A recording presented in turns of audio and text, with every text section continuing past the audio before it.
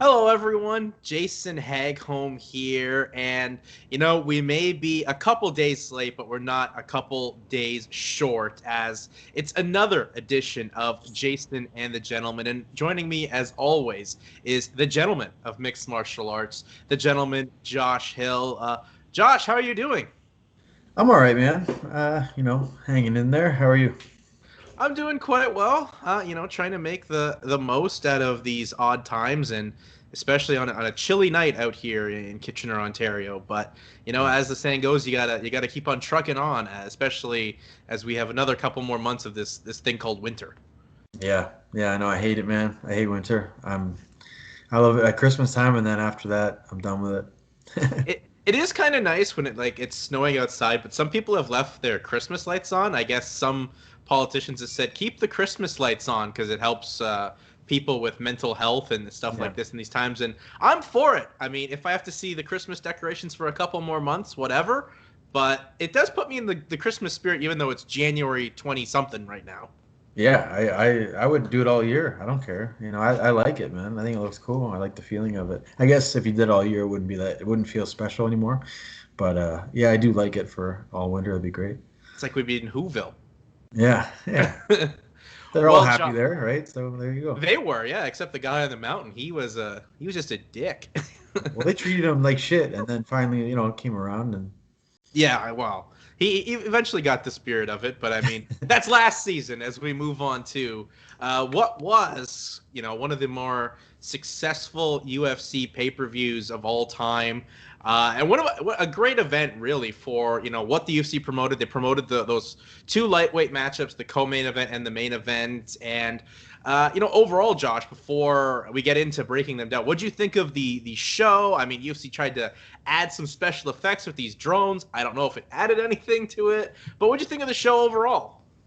I liked it, man. I thought it was great. It was entertaining, and there was some good fight and some excitement, and overall, I thought it was great. All right, so let's just get into the main event. I mean, we previewed it. I was one of the few people that took Dustin Poirier, Yeah, you and did. Dustin came through. I Yeah, mean, what a performance from Dustin. He took some of Conor's best shots in the first round, and he probably knew he lost the first round, but those calf kicks, Josh. I mean, they just continue to be like this technique that no one has found a way to have defense on.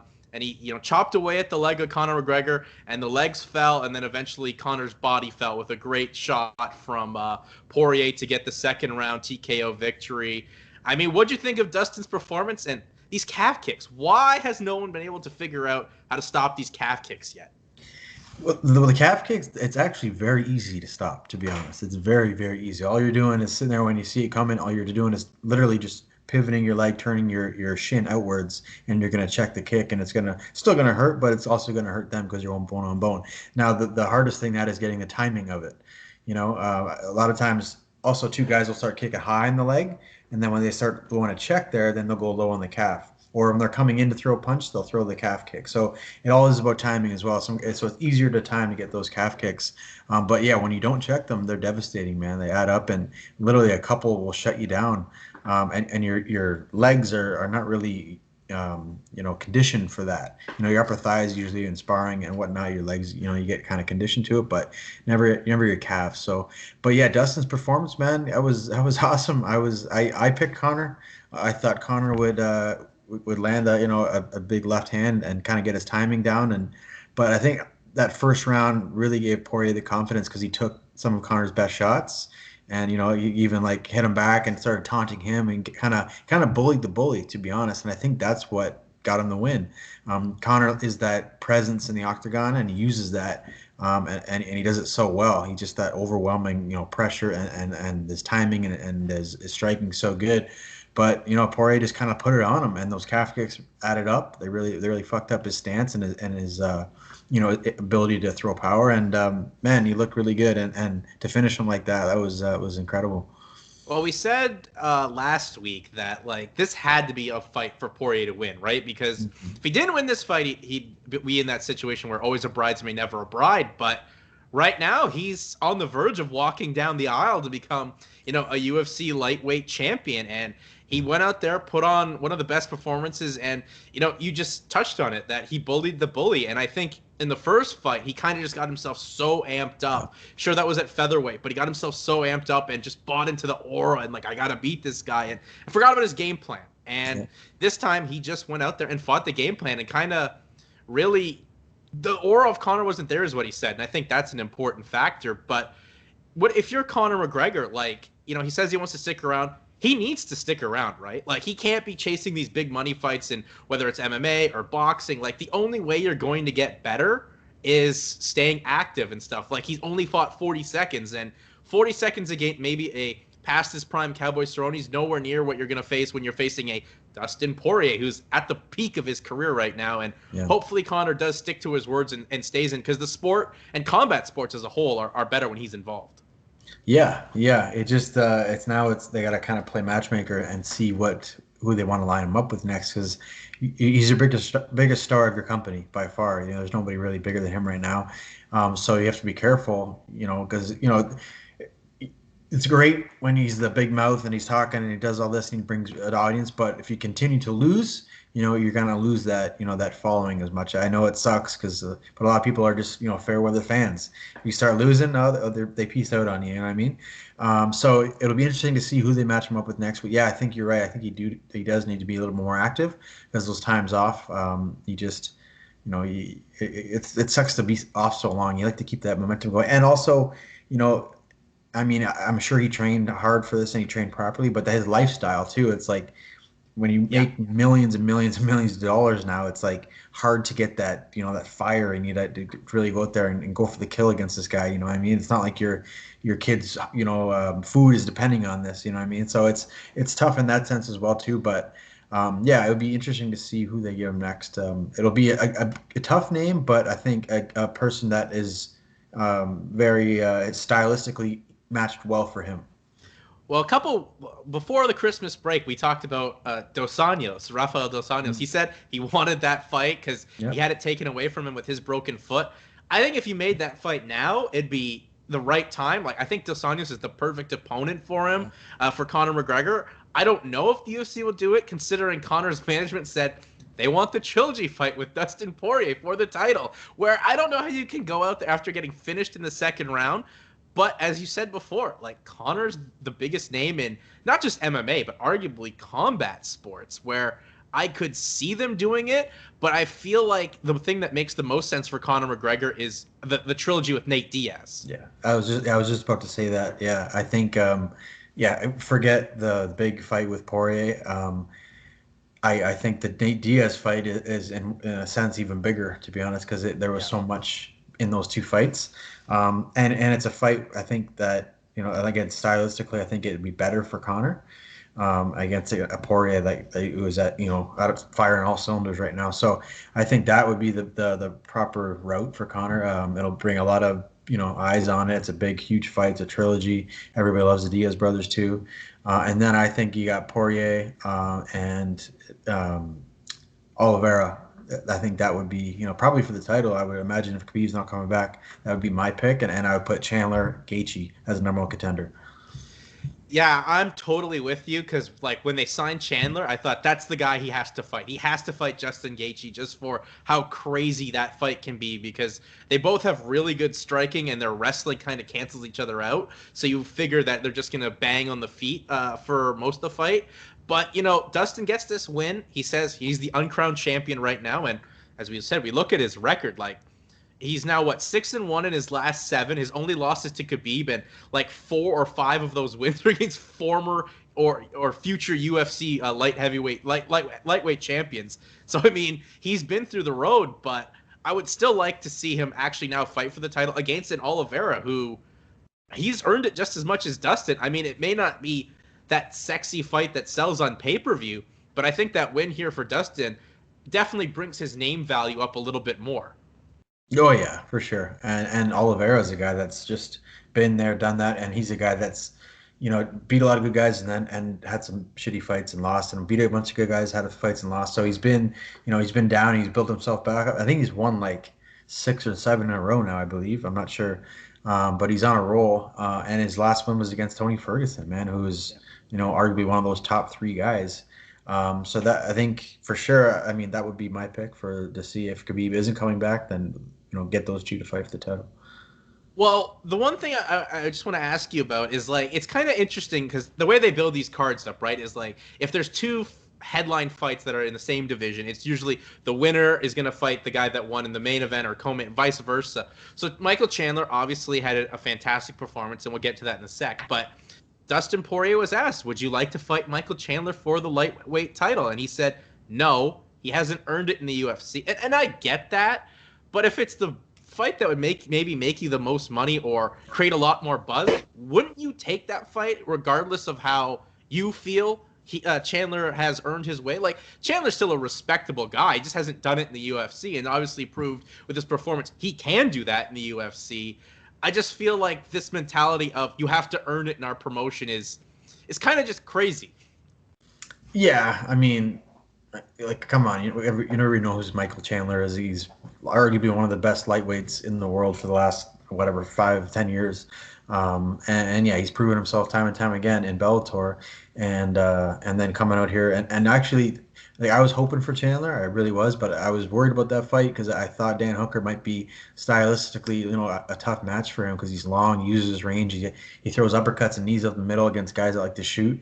So I thought, that would be a tough one for him, but man, he just came out there and kind of threw that fake overhand, or I think he threw an overhand right, switched to southpaw, hit the left hook, and dropped him and finished him off. It was an amazing performance, and yeah, I mean, I get what Poirier is kind of saying. He's like, this is just came over here, you got to earn your thing. I get that, but as from a business standpoint and looking at his whole career, the guy's top notch material.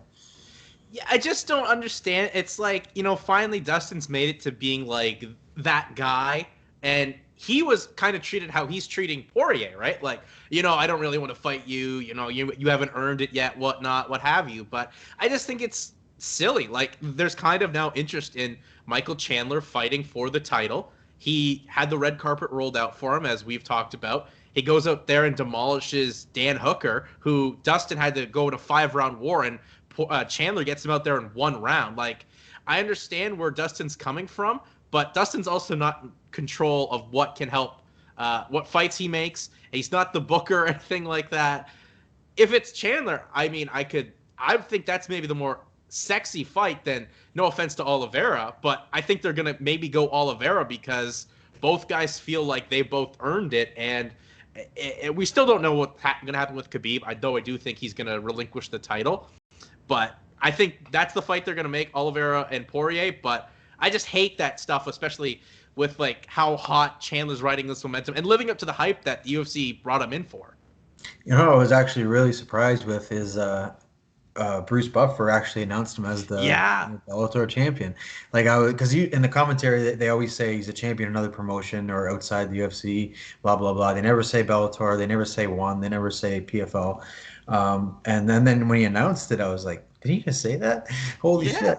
So I was very surprised with that. I don't know if that was planned. I mean, I don't know if he meant to say that or if he got shit for it after, but that was very shocking to me. And I like to hear it, though, to be honest.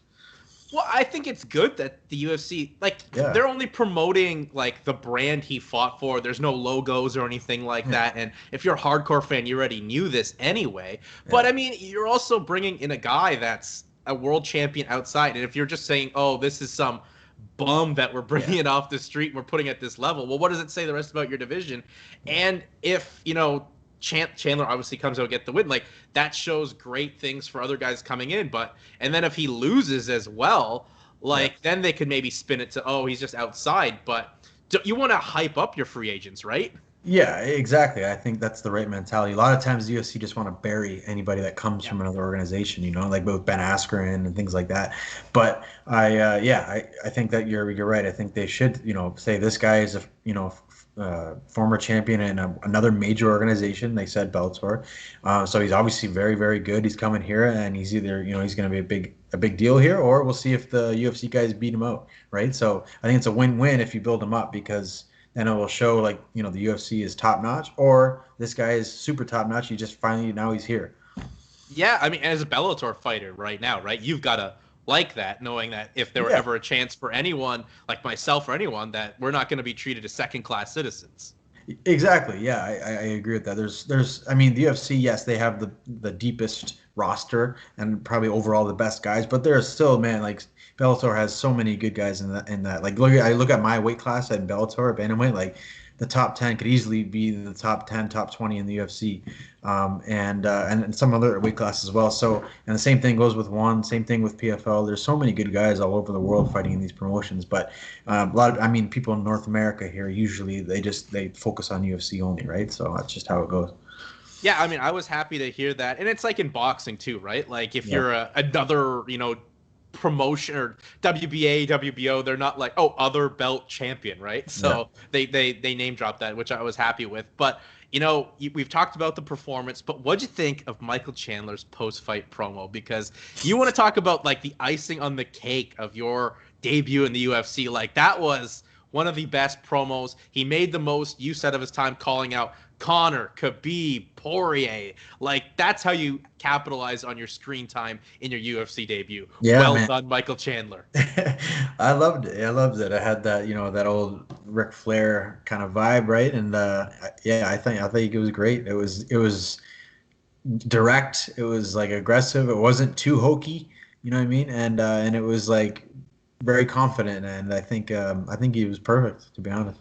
You know what's crazy is he cut kind of the same promo Ric Flair did after the Yeah. 1992 Royal Rumble. And then at the post-fight press conference, he's like, I'm not the biggest wrestling fan. Like 2 days later, getting back to the States, Ric Flair zoomed him about the performance. So, I mean, Chandler, for a guy that's not a big pro wrestling fan, he's got one of the biggest stars of all time that's a big fan behind him. And you know what? That pro wrestling stuff, I know a lot of these MMA fans don't want to hear it, but when you have a performance like that, you got to go full out and sell out and go pro wrestling, because that's the way to get a lot of clicks and people to follow you and stuff like that.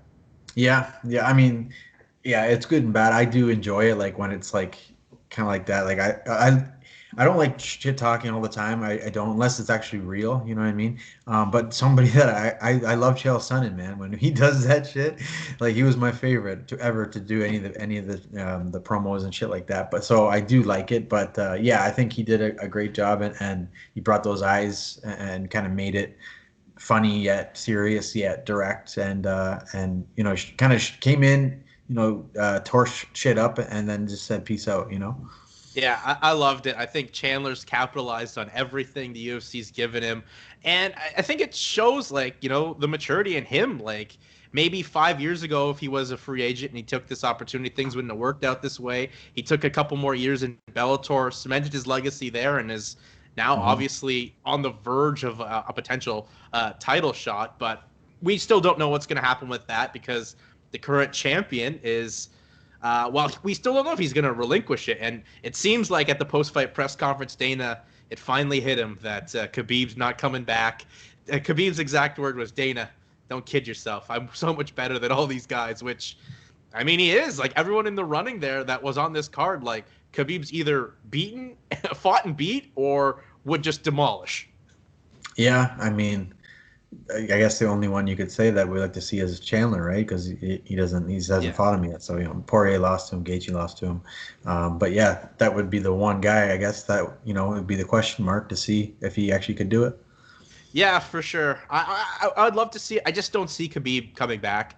Like Yeah. we as we talked about last week, like Dana was really pushing it. Like especially that clip on looking for a fight was he was look how this thing's trending, Khabib. Look, imagine if that was you and Conor for the rematch. And Khabib had this look on his face, like when my mom used to take me clothes shopping and wanted me to buy the clothes that she liked. It's just the same look, like a look of disdain and disgust. But now Khabib doesn't have to worry about that because the Golden Goose lost and handedly. I find it very interesting when Dana does that because he always preaches to the guys, if you're thinking about retirement, you should retire. You know what I mean? If you're retired, don't come back, blah, blah, blah. And then this guy retires, and now he's poking and prodding at him to come back. So he's just, being very hypocritical in that sense. So I know that he just wants it for the big payday. But when somebody retires, you've been saying, okay, you should retire. You know what I mean? So obviously he's not in that same mental state to keep fighting. So I just kind of found that kind of, weird. Well, yeah, I mean, like Khabib in October at UFC 254 was like, I'm done. Like, I can't Yeah, keep doing this to my mom. Where everyone else is like, well, I'll think about it whenever. And Dana's always like, well, if that thought pops in your head, they yeah, should probably call it a career. But Khabib exactly. literally said, no, I am done. But he's like, oh, but the payday could be there or whatever. That's pretty much the mentality. But that's not going to be a thing right now. Though this event was very successful, 1.6 million pay-per-view buys. So it's the second, tied for the second highest pay-per-view of all time in UFC history, All right. behind UFC 202 with the rematch between Conor and Nate Diaz. So Conor's value still comes up huge. The UFC does very well on pay-per-view, even with like technical issues that ESPN Plus had. Like people had bought the show and had to wait like 2 hours to actually get through to use it. Oh, really? I don't have ESPN Plus, so I wouldn't know, but I Yeah, heard about that. yeah, we all up here in good old Canada, we don't have to worry about that. Plus, there was a night the UFC is in 2021. They've upped the pay-per-view price. So, can you imagine how mad people would be, especially with all the threats of what would happen if you illegally streamed this show? So, it's kind of ironic in that sense. Yeah, yeah, yeah. I don't know what to say about that one. Yeah, that's to up the pay per view now. I'm assuming they're trying to make up some money that they lost, but to charge people more now when everybody's hurting, it's kind of like it's a what do you do, right? I think it was an ESPN decision, but still, right? Like Yeah. it's everyone's, not really working, or if they are working, some people had to sacrifice pay and whatnot. But yeah, it's just pure greed. But nonetheless, those were the main and co-main events on what was a pretty solid pay-per-view. Like I said, like they had those issues, but for a show that promoted the co and main event, this show blew it out of the water. But did anything else impress you on this show, Josh?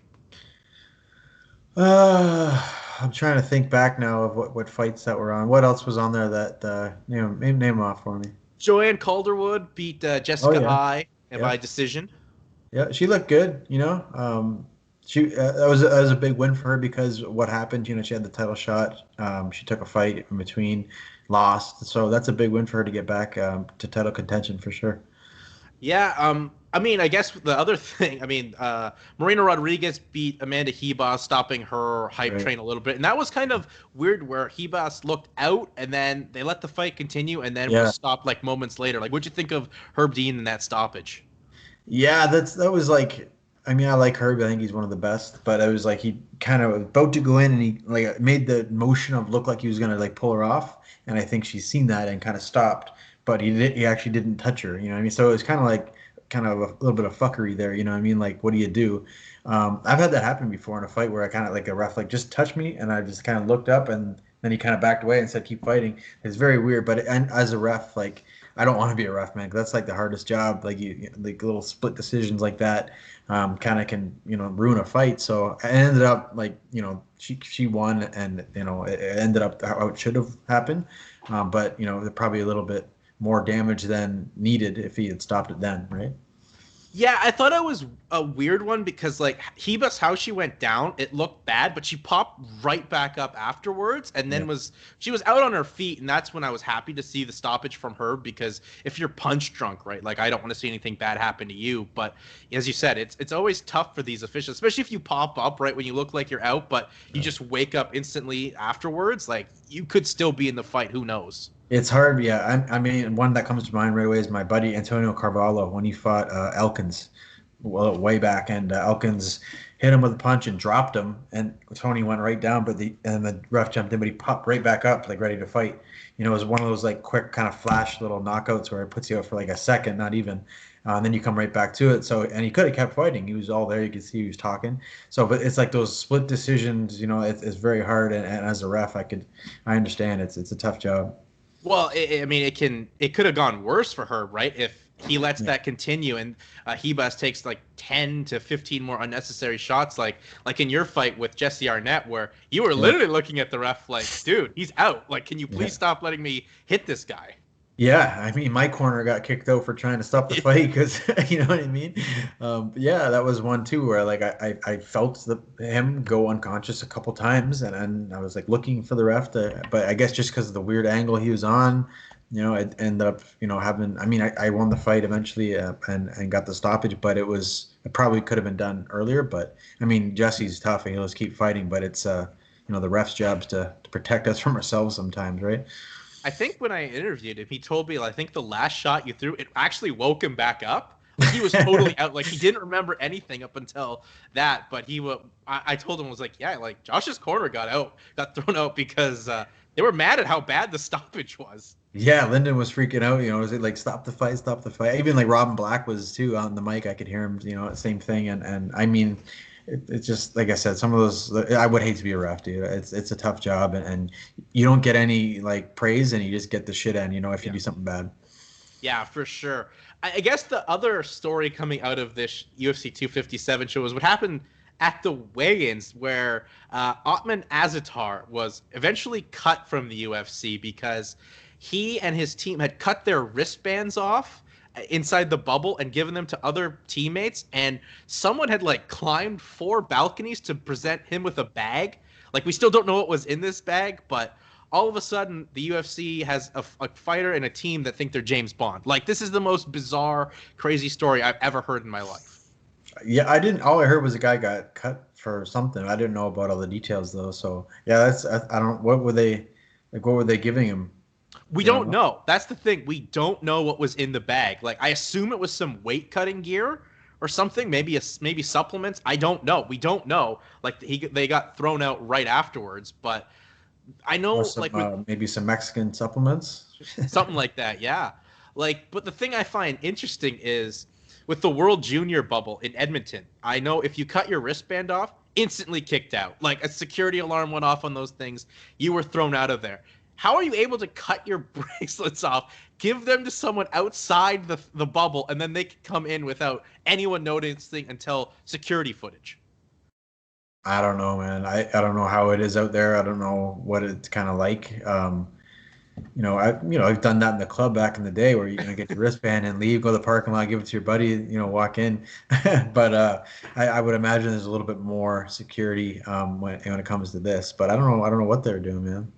Well, I mean, talk about a way to end your UFC career and never probably getting to come back by acting like that ahead of the fight, and now you're no longer in the UFC. And his brother's also a UFC fighter too. Yeah, that sucks, man. That's a shitty way to go.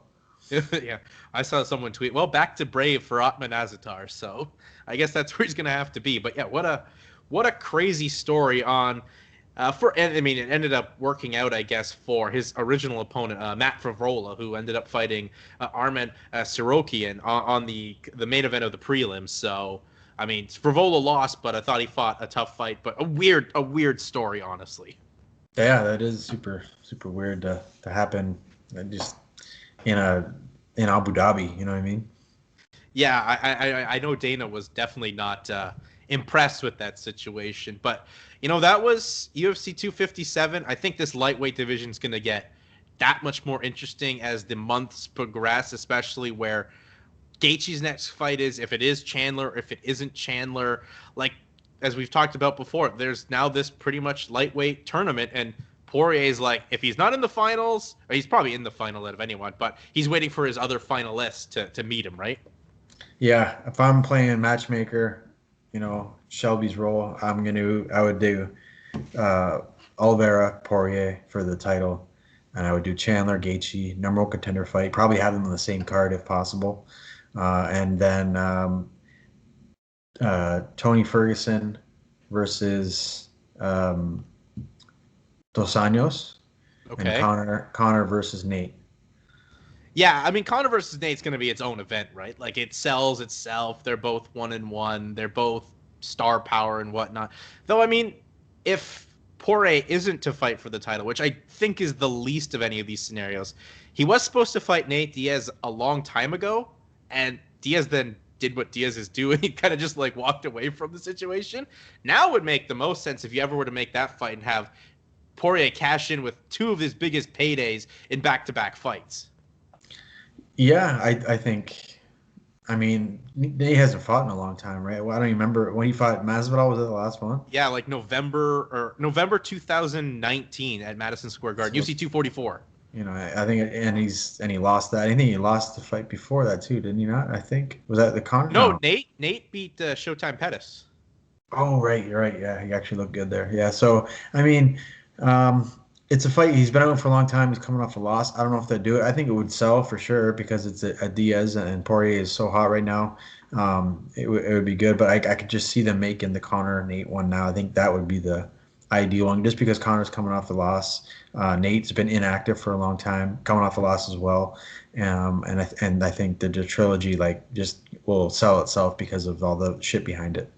Yeah, I mean, depending when you make it too, like if you make it in July, who knows where America is in this COVID world where more Yeah. states, more cities are going to open up and you can have fans. And as we hit to the summer, like that's looking like more of a reality in the United States.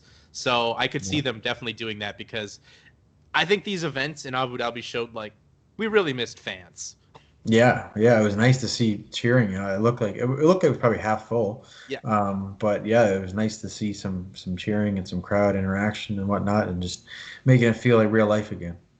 Yeah, exactly. Well, that was UFC 257, but the other big story in the MMA boxing bubble is Ben Askren. He's back in the news. He's Oh, back.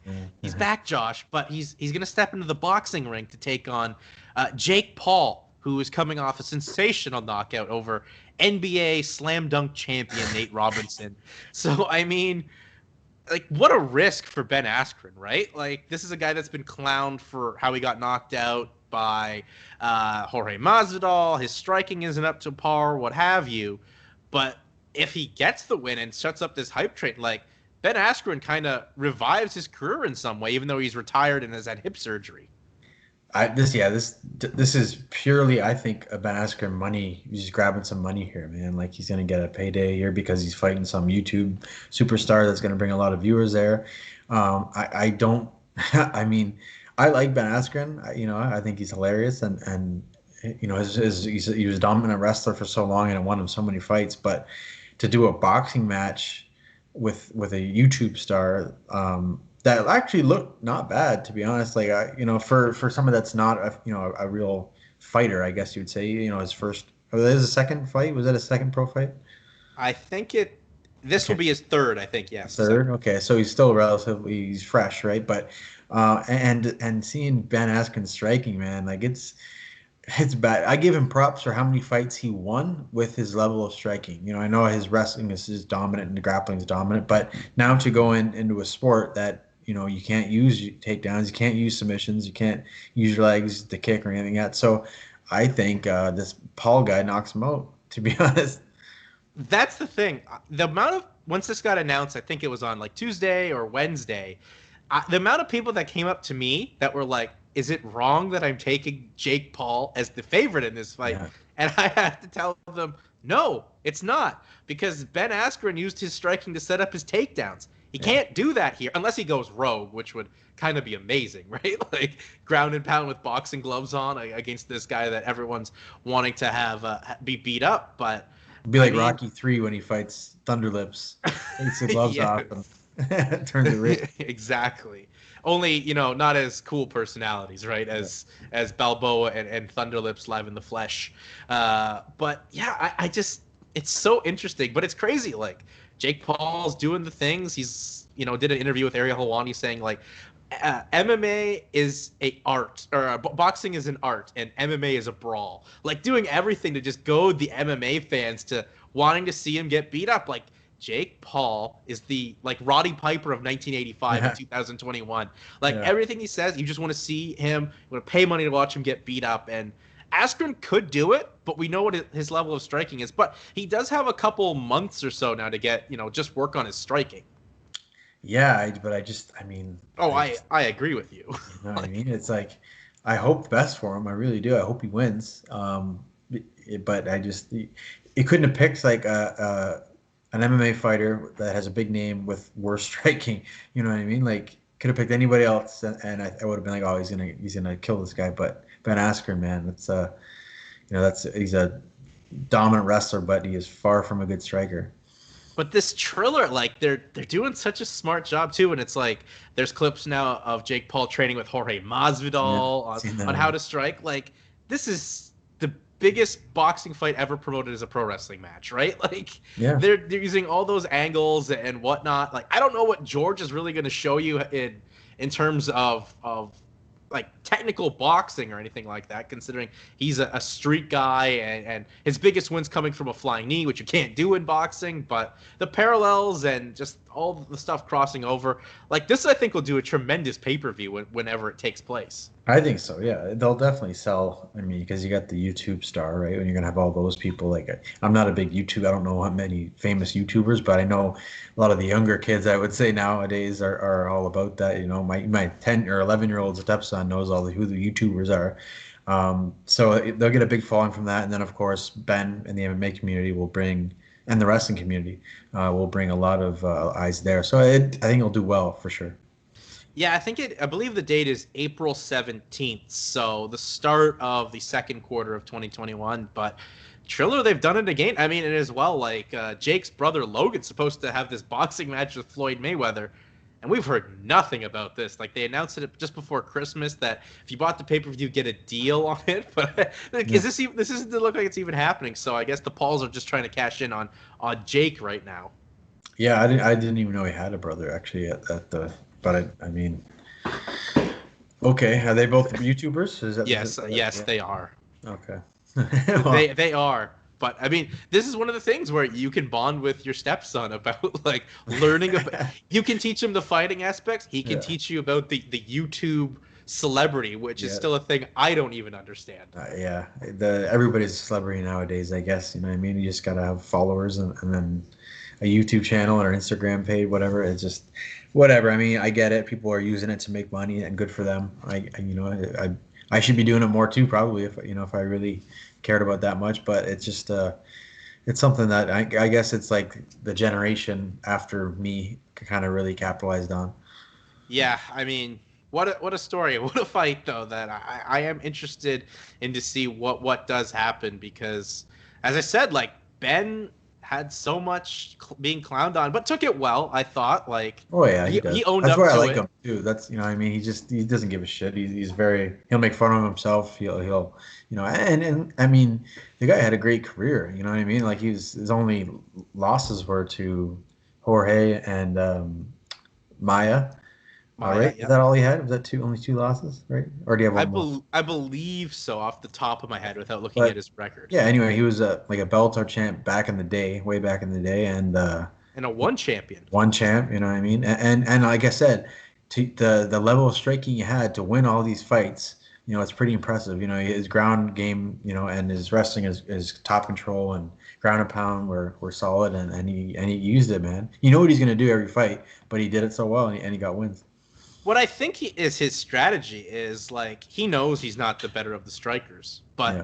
he can't get a takedown, but go for the clinch. Try to get Yeah. Logan or Jake Paul mad at you, right? I think you'll see a lot of that, I believe. Yeah. Exactly. Piss him off, and then maybe you can go to the body and then go to the head and whatnot. But all in all, MMA is just wild, right? Like there's always something coming out of this sport. Yeah, man. It's a circus. And I also did see on the Bellator Twitter today actually is they're asking what weight class they want the next Grand Prix at, and I've seen a lot of positive feedback for this bantamweight division to that get right? one. Yes. Oh, and I haven't been on it. I haven't seen it, but yeah, man, that would be. I mean, obviously, that's my first choice. I think of all the divisions, we have so many good guys that it would be so easy to do a Grand Prix, and every fight would be banging.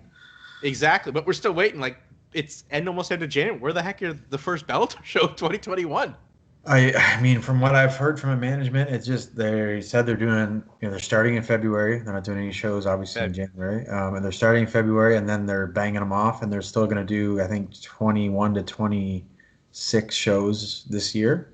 So that's usually what they do. Like they kind of wait, and then they release like boom, boom, 3 in a row, and then they wait. So we'll see what they do. I'm hoping they start releasing them soon. I want to get some news. What's happening?